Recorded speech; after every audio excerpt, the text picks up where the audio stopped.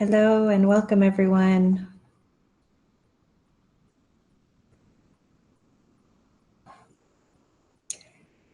All right.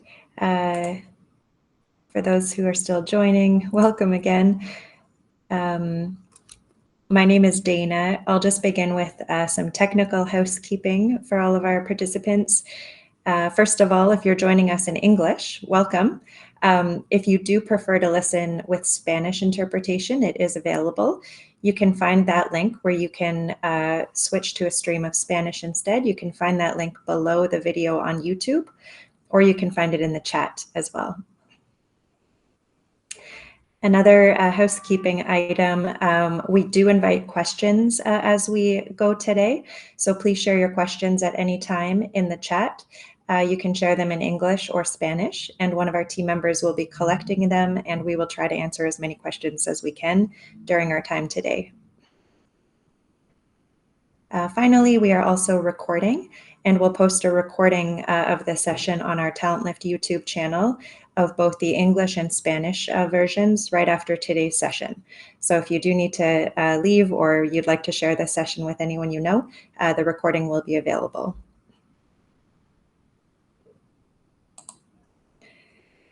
All right, so with that being said, why don't we get started? So it is really lovely to be with you all. Thank you very much for taking time to join us.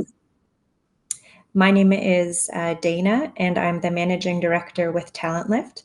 My colleague Tiago, who I believe you can see on the screen now, is a recruitment lead on our team. So both of us will be just sharing some insights today. All right, let's go. So Tiago, if you can switch to the next slide. All right, so we'll briefly recap our objectives of today's session. So we're hoping to use this time to share information with everyone about Canada's Economic Mobility Pathways Pilot, or the EMPP, and about the services that TalentLift provides to support displaced candidates to pursue job and skilled visa opportunities under the EMPP. Next slide, please. So I'll begin just by sharing a little bit more about TalentLift. So we are a nonprofit international recruitment agency, and we support employers across Canada to find needed talent all within refugee and displaced populations. And this enables refugees, along with their families, to lift to their potential, to secure their own futures, and to leave displacement behind. And this is a very important solution to skills shortages in Canada and also, of course, to displacement worldwide. And we do work with employers across any sector, supporting them to fill any type of occupation. And so we're really lucky to work with a really diverse group of candidates too. TalentLift is also a partner with the Government of Canada in this work, and we work very closely with the UN Refugee Agency, or ACNUR, and other nonprofit partners. And those nonprofit partners, some of you may joining today may already be working with them. These partners include HIAS in Peru and other countries, Unión Venezolana en Peru, and also Living Water Community, which does great work in Trinidad and Tobago. Next slide, please. All right, and here is just a brief overview of how we work at TalentLift. And I should note that this is how we explain our work to employers. So for employers across Canada, we provide talent search services, visa services, and also relocation and settlement coordination for them and for their new employees when they hire them and bring them to Canada. And we wanted to share this view of how we work for employers to really emphasize that all of the work that we do really begins with the employer here in Canada. So job and relocation opportunities under the visa program that we'll be speaking about really depend on having a job opportunity here in Canada. So the work that our team does engaging employers and working closely with them is just a really important part of our work. Next slide, please. Now, a little bit about our candidates. So who are TalentLift candidates?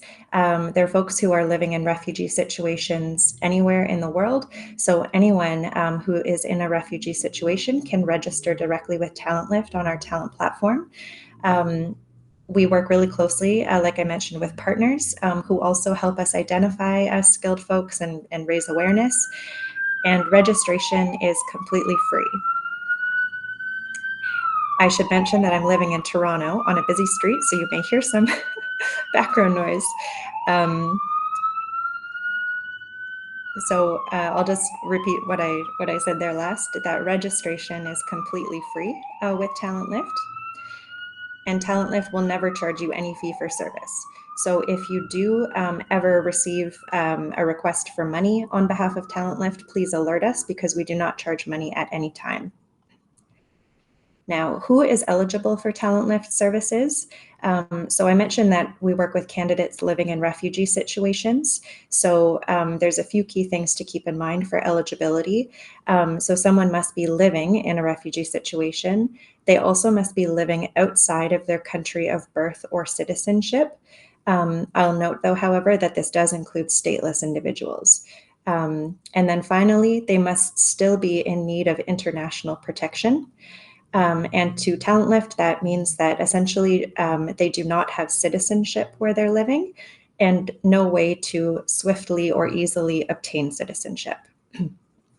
And I will note on the TalentLift website, if you click on the Job Seekers tab, you'll find a frequently asked questions section, or FAQs, and there's more detail in our FAQs about eligibility and other commonly asked questions. So my colleague will also share that link in the chat for you to view.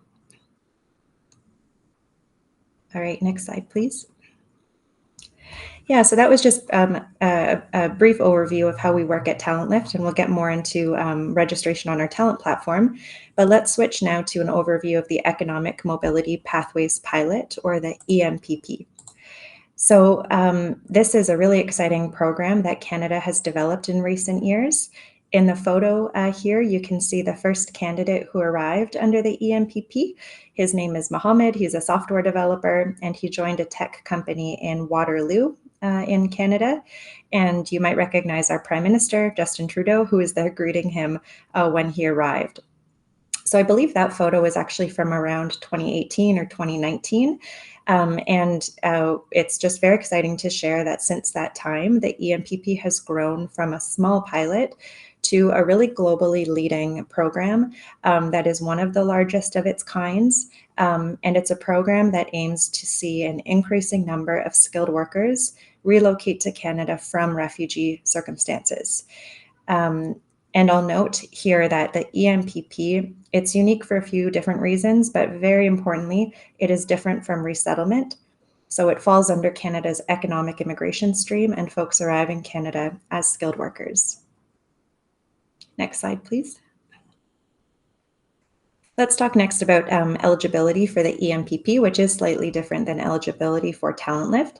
So the eligibility criteria set by the Government of Canada are that to be eligible, an applicant must be in refugee or displaced circumstances outside of Canada.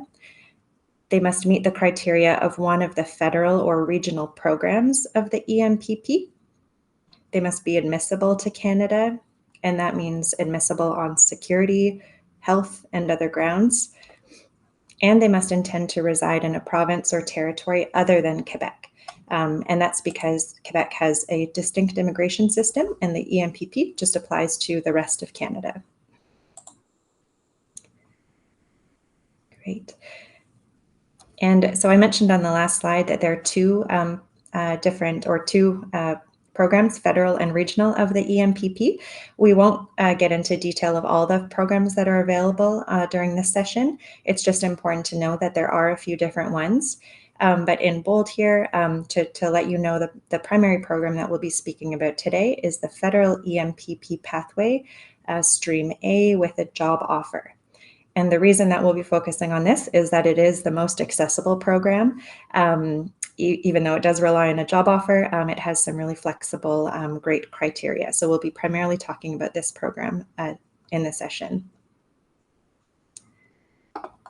All right, so just some key considerations about the EMPP program for everyone to be aware of. First of all, I mentioned that this is an economic immigration program, and that means that only certain family members can accompany you to Canada. So the eligible accompanying family members under the EMPP are a spouse and unmarried children under the age of 22. The timeline of the program is, again, it's a little bit different depending on the specific pathway under the EMPP. The federal pathway that we highlighted, the standard processing time is 6 months.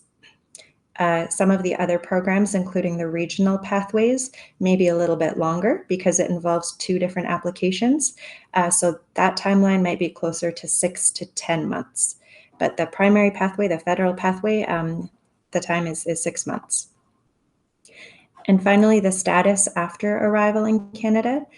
So the EMPP is a permanent residence pathway, which is fantastic. And that means that a principal applicant and their accompanying family arrive in Canada as permanent residents. And next slide, great. And yeah, we wanted to share a little bit more about some of the flexibility in the EMPP. Of course, I know many folks may have questions about whether or not their circumstances might fit within the program. So in really good news, the program is very flexible, and these are just a few examples. So there is a flexible work experience requirement. And so in the main federal pathway, applicants can have 1 year of work experience obtained anytime, and they can demonstrate this work experience through letters or affidavits, and they don't need kind of traditional proof like a contract or pay stubs. So it's a really flexible way to demonstrate that you've got the required work experience. Second, the program does allow the use of alternative documents and letters of explanation. So for example, it's really common for folks who are in a displacement situation to maybe have an expired passport or sometimes no passport, or not have a birth certificate, etc. And that's usually fine under this program. So there's a lot of flexibility, and normally if a candidate is missing one of these documents, we can just explain why it's not available. Next, there is a waiver of a few different fees, which is great. So there's a waiver of the processing fee, the medical exam fee, and the biometrics fee. I'll note that there are other fees, but in TalentLift's model, we do ask employers to cover those fees. I think I may have skipped that point above, actually, so I'll just quickly note that in terms of how much that the program costs or how much money you might need to bring to Canada, again, in TalentLift's model, it is employers who pay. And so even though some fees are waived, others are there, but the cost really is borne by employers instead of our candidates. So just back to our final item of flexibility here. The program, the EMPP, does accept different proof of refugee circumstances.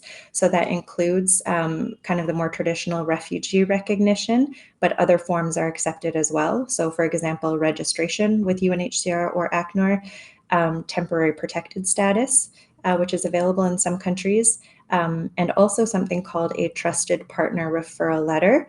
So if you're in a situation where you don't think you have UNHCR registration, you don't think you have temporary protected status, but you know that you are currently displaced, then in that situation, TalentLift could issue something called a trusted partner referral letter to instead demonstrate your refugee circumstances. Next slide, please. All right, and we just wanted to show you one quick example of a candidate who arrived more recently. So again, we have hundreds of candidates who have obtained job offers and have either relocated or who are in a process. But just to give you one quick example, this candidate, Cesar is his name. He registered with TalentLift actually after he had joined a webinar just like this one back in June of 2023. And he was also supported by our nonprofit partner, Hyas. to find us and to register. So Cesar was displaced from Venezuela, and he had degrees in mechanical maintenance engineering and experience in mechanical maintenance and utilities. And here in Canada, our TalentLift team was working with a roofing manufacturer called ICO Industries. And ICO interviewed Cesar and offered him a job. And then just over a year later, in July 2024, Cesar and his wife and two little girls relocated to Ashcroft, British Columbia. So you can see him in the photo on the right at work.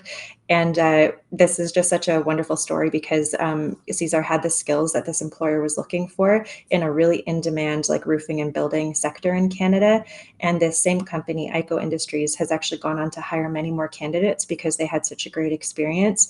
And this is quite common where, again, we know the candidates who we meet are just so incredibly talented and have skills that are really needed in Canada. And this employer has actually gone on to hire 39 more people and hopefully will continue.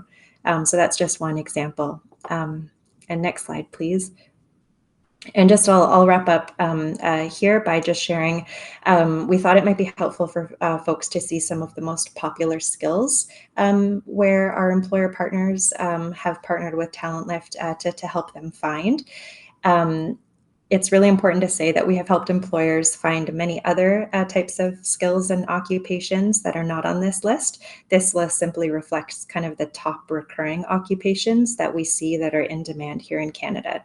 So personal care attendants or nurse aides, electricians, mechanics, millwrights, welders, fabricators, project engineers, fire services technicians is a popular one. And then finally, full stack developers. And with that, I'll pass things over to my colleague Tiago to talk through our talent platform.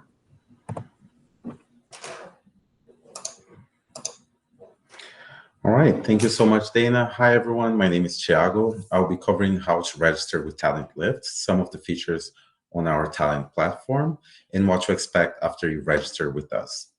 You can register on our platform by visiting platform.talentlift.ca. Registering on our platform is how you can become part of the candidate pool that we assess for job opportunities, so please make sure to register. I will now walk you through the registration process and a few highlights of your profile in our platform. When you sign up for our platform, and every time you log in, you'll be sent an email with a PIN that you would need to enter to access the platform. If you have a Gmail account, you can avoid this by using the Continue with Google option when accessing our login page. Once logged in, your platform homepage displays all platform features such as profile tabs on top, latest jobs, notifications, and announcements. To complete your profile, click on your initials in the upper right-hand corner and click View Profile. This will lead you to your profile homepage. Once in your profile homepage, you can edit your information by clicking the Restart Profile Setup button to access the different sections of your profile, as you can see here.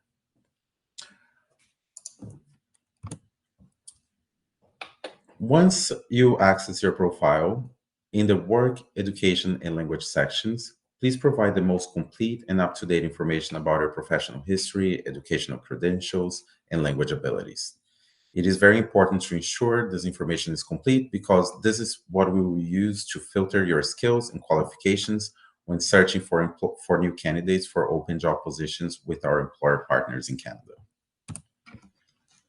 We ask that all registrants take the time to complete their profile by including detailed information about their work experience, education, language proficiency, and their CV. If you have an existing CV, you can upload it directly to your profile. For those without a CV, you can use our platform to generate a CV simply by inputting information that you would like to include, such as your education, work history, and certifications. Your platform profile also includes a CV tab, where you will have the opportunity to upload or edit the information to be used in your CV. Click Editor to edit directly on the platform, or click Upload to upload your own copy. Creating a strong CV is an essential part of putting your best foot forward to potential employers in Canada. A strong CV presents the highlights of your professional history and qualifications in a clear, objective, and easy to read format. Visit the job seeker section of our website to find CV development resources, which will help you develop a strong CV. There, you will also find our easy-to-use CV template. Our CV template is a step-by-step guide on how best to highlight, format, and organize your qualifications. We highly recommend that you use this template when preparing your CV.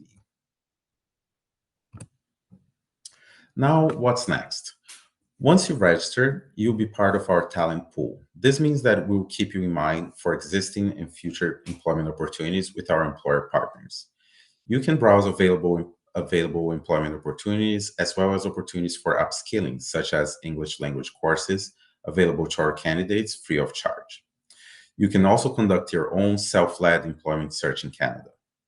Some of the candidates we support have independently applied for job opportunities and received a job offer outside of the TalentLift process, which is great. TalentLift is happy to support you if you independently obtain a job offer in Canada. If you begin your own job search, however, please be very careful about fraud.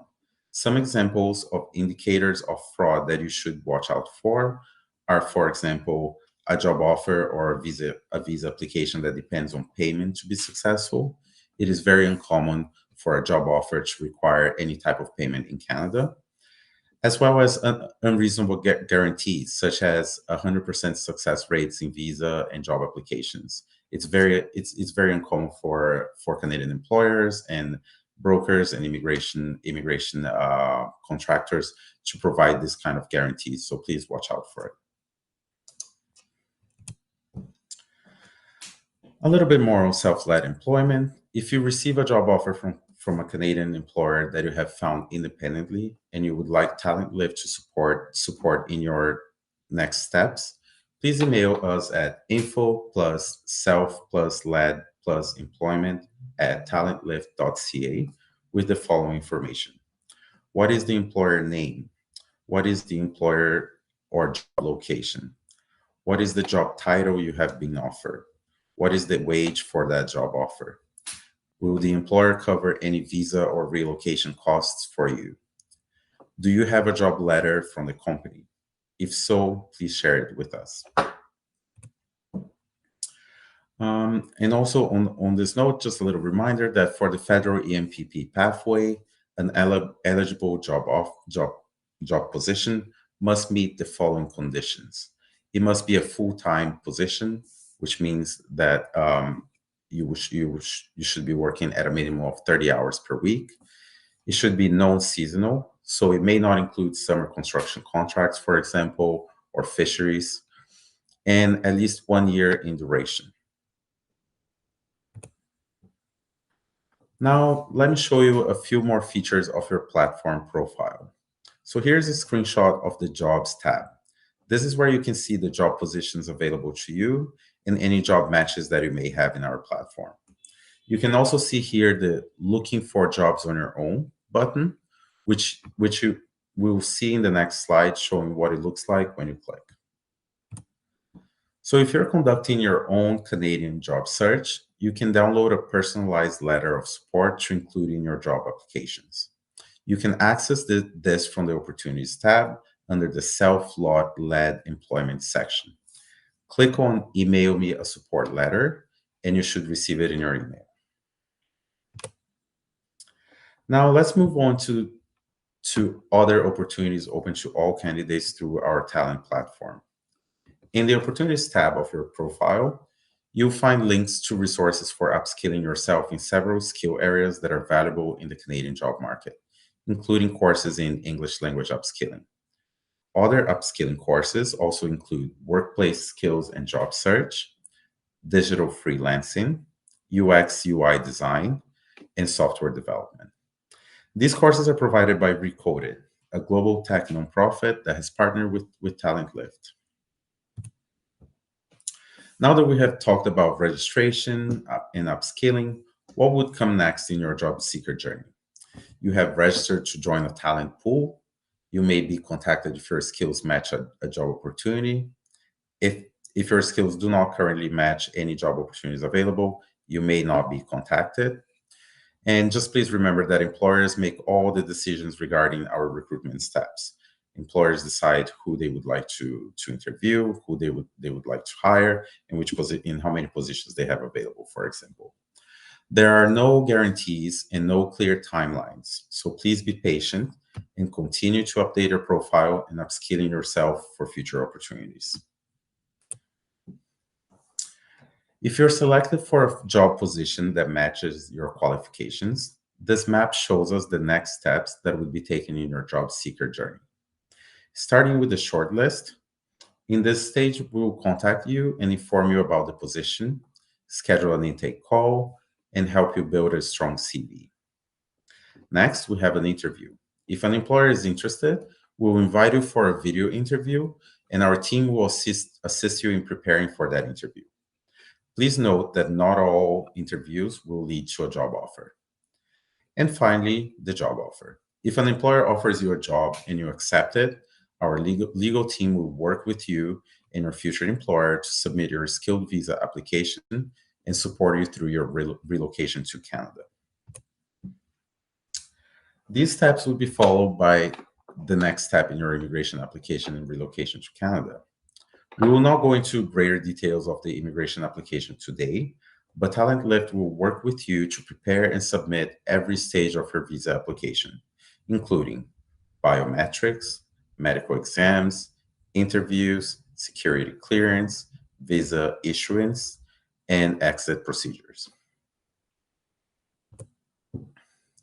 Once your application has been submitted and approved, our settlement team will also work with you on the following final steps in your relocation: settlement planning, a loan referral to our charitable partner, Windmill Microlending, flight booking, arrival coordination with you and your employer.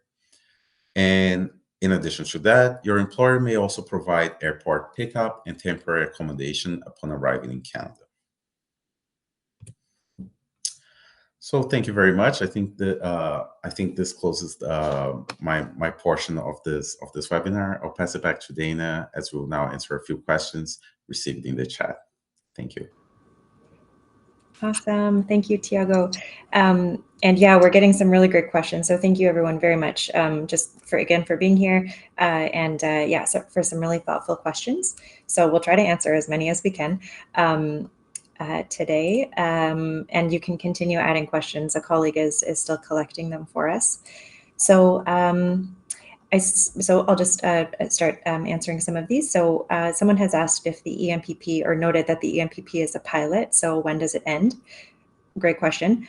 Really good news. The Canadian government has already announced its intention to make the EMPP a permanent program, and that work is ongoing to transition from a pilot to a permanent program. So that's excellent. We can rely on the program to be around for quite some time. We have a few folks asking about language exams. So a few folks have asked whether the TOEFL exam is accepted for the EMPP. And unfortunately, it is not. There are a few language tests that are accepted, and they are listed on the website of the Government of Canada. I suppose I know it's a little hard to find things on a government website. I'll just share a few of the tests that are accepted. There's a few different ones, but one that is accepted is the British Council General Training Test. And also more recently, the Pearson or the PTE test has been accepted as well.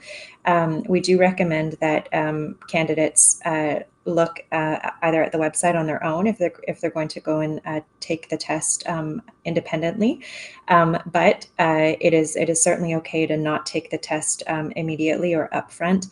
In TalentLift's typical process, we'll work with candidates to try and find a job first. And only once you have a job offer and begin a visa process is when we'll work with you to actually book your test.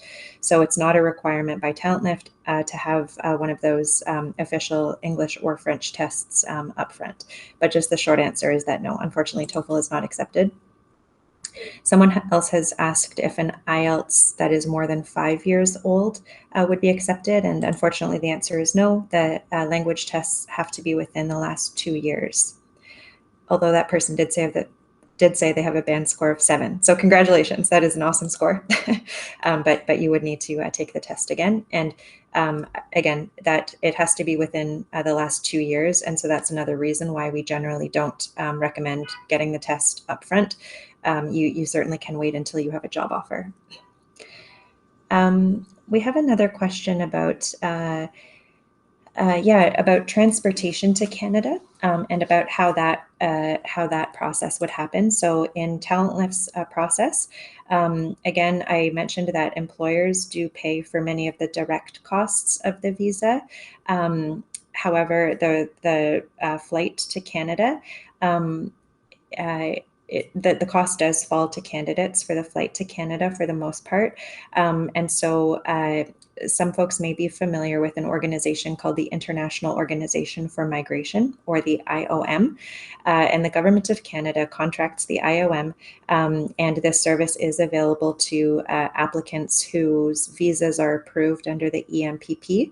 And how the payment works for IOM to book your flight to Canada is that you don't pay this cost upfront, but the Government of Canada would issue a loan that you would repay to the Government of Canada after 1 year in Canada.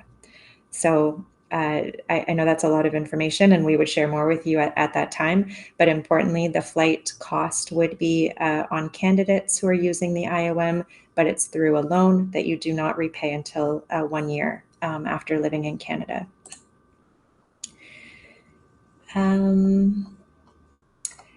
Okay. We have another question about how do employers prove that they'll pay? Do they have to show money available in the bank? Great questions. So again, when an employer works with TalentLift, we ask them to sign an agreement. So we know that they will pay the costs when they hire somebody.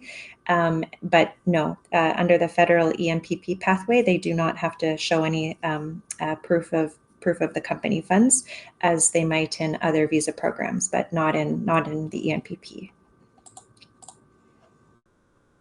All right, we have another question about our partner in Trinidad and Tobago. So who do we work with in Trinidad and Tobago? We have partners in the UNHCR or ACNUR in that country, and also Living Water Community. So this is an NGO working in Trinidad and Tobago, but candidates don't need to be working with those organizations directly. Again, you can register directly with TalentLift, and that is a perfectly great way to meet us and to access our services. All right, I'm going to switch to some questions about eligibility.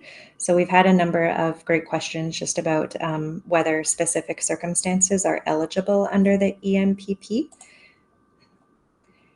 And so someone has asked about living in a country, in this case in Egypt. So it's very late for you. Welcome. I'm glad you could join us, or very early for you, I should say. And the question is that they have been living in Egypt for more than 10 years, but they could access citizenship after 10 years.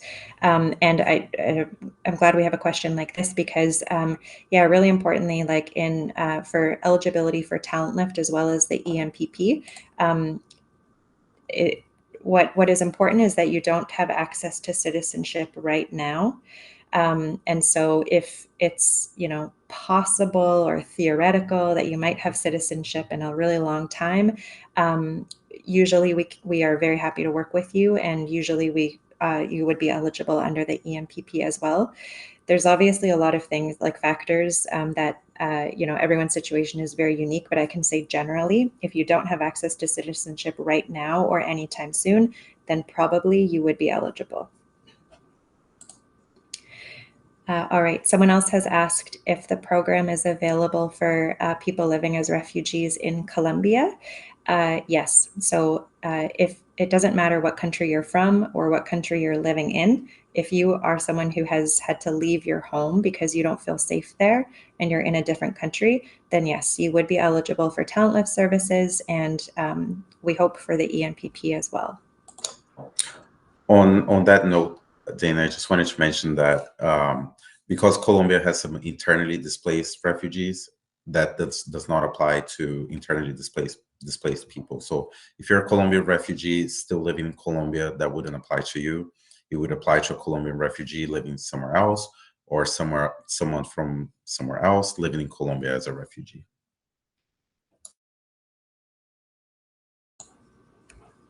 Thank you. Yes, very important. Thank you, Tiago. All right.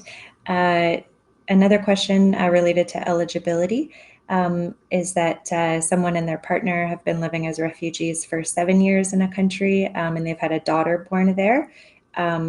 It doesn't say, but I assume perhaps their daughter is a citizen. But whether she's a citizen or not, the question is, can we still apply? And the answer is yes. So the really important thing is the status of the principal applicant, so the person who has the job offer in Canada. And sometimes it may depend what your spouse's citizenship is as well. But if your spouse has citizenship, for example, in the country that you're living in, that would only impact your eligibility if you could also easily obtain citizenship through your spouse. But if you cannot, and you do not have citizenship, and you are living in that refugee situation, then you are eligible. And the same thing applies to your children. So even if your kids are citizens, if you can't access citizenship through them, then that doesn't matter, and you would still be eligible. Okay, we have a really important question also about an elderly family member. So someone has asked if, so they're living with their mother, who is also living as a refugee, and can the mother accompany you to Canada? The answer, unfortunately, is no. The EMPP is an economic immigration program, and Canada has very clear rules about eligible accompanying family members, and that includes a spouse and children, unmarried children under the age of 22. The exception to this rule is really an exception. There are some situations where it may be possible to include a humanitarian and compassionate application to essentially include someone else on your application who is what we would call a de facto family member. But these are really exceptional situations. And I will just give you one example. Would be of a case where we had a successful de facto family member. So outside of that traditional family unit, where there is an exceptional dependency, was the situation of an older sibling who was able to include her 2 young siblings on her application because their parents had passed away and they had no other family to care for them. So in that situation, we were able to argue that the 2 young children were de facto dependents of their elder sister. So just through that example, you can see how exceptional any other family members would need to be. All right. All right. We just have maybe I'll just answer a question about related to family members also is about someone who maybe is not married, so doesn't have a legal marriage, but has a common law spouse. And that is possible under Canada's immigration, including the EMPP. So a common law partner means that a couple has lived together for at least 1 year in a conjugal relationship. And a common law relationship exists basically from when 2 people can provide evidence of having lived together like common utility bills or other things like that. We can share more about the evidence later, but essentially if you've been living together for 1 year in a conjugal relationship, then that would count by Canada as a common law relationship, and that spouse would be eligible.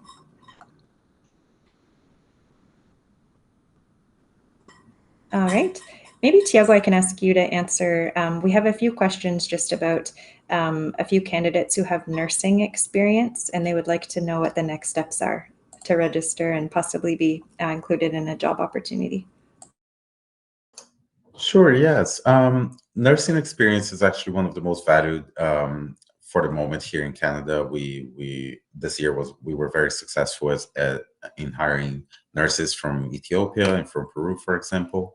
Of course, the main step would be for you to register in our platform. This is the most important thing for us to find you, to find your qualifications, and to select you for the short list.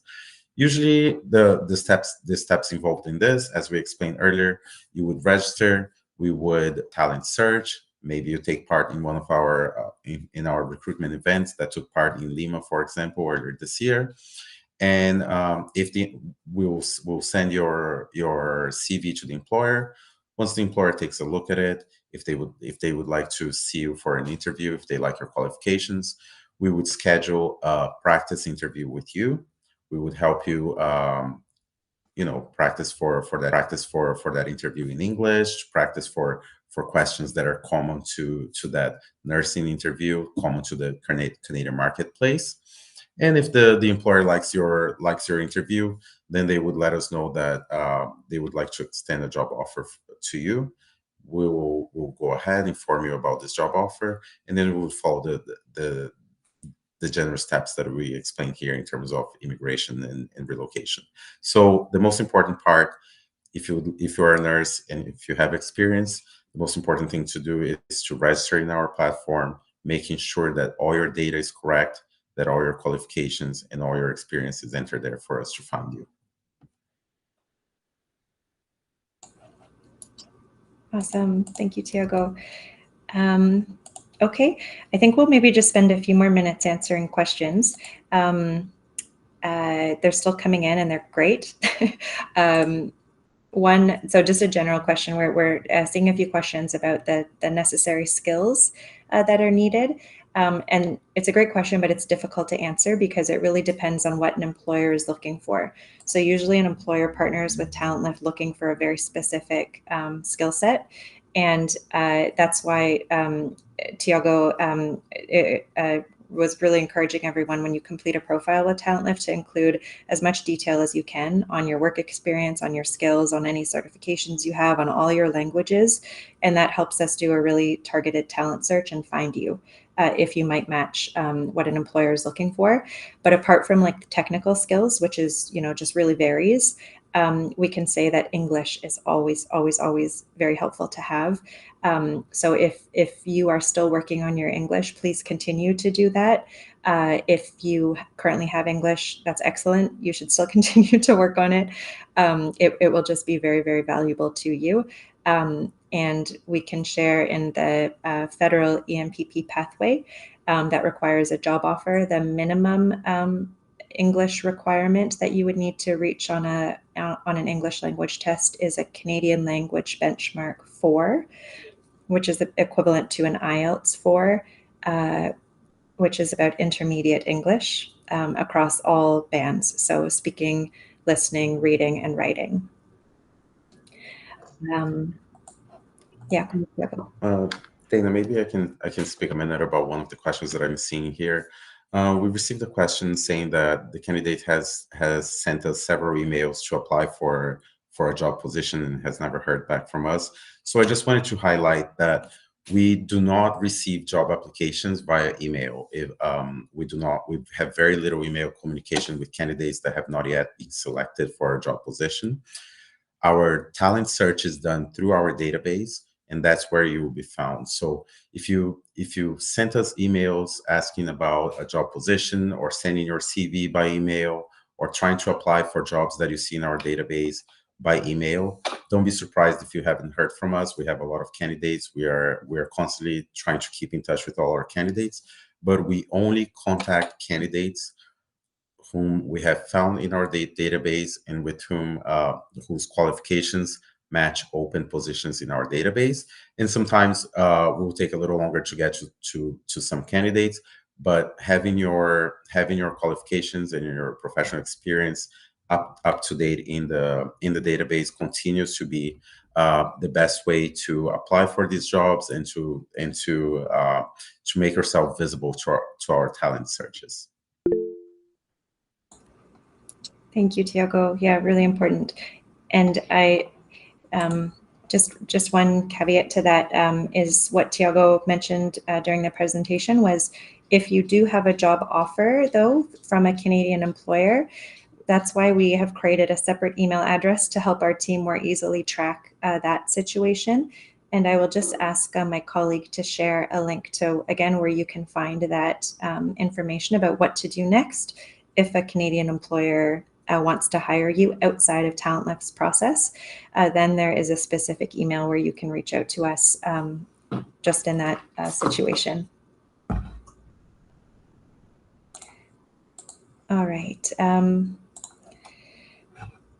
We just have a few other questions, I believe. Okay, we have a question about whether or not you can travel with an expired passport. Yes, so great question. And under the EMPP, if you do not have a valid passport, so if you have an expired passport or even no passport, usually we can just explain that in a visa application. And what happens once a visa is approved is that the Government of Canada will issue something called a single journey travel document. And that's how you would travel to Canada. So yeah, great news. You don't need a valid passport under the EMPP. We just have another question about family and eligibility. So a question from a single mother of 2 children asking, can they travel with me or would I have to go alone? I'm very happy to say they can travel with you. So yes, as long as your children are unmarried and they're under the age of 22, they can be included. All right. And I think perhaps we might want to wrap up soon. So I will just take a moment to thank everyone again so much for being with us. And I know that we'll have some resources to share with you after this call. And I'll let Tiago take over. Sorry, just before we finished, I see one of the questions that came in Spanish asking if the CV can be filled in Spanish or if it's purely in English. And I just wanted to answer that question. Please send your CVs in English for the entirety of the platform. As much information as you can provide in English, that would be great.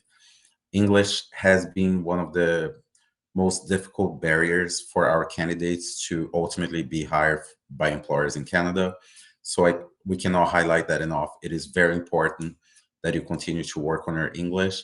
All the communication that TalentLift does with the employers and the Canadian government is always in English.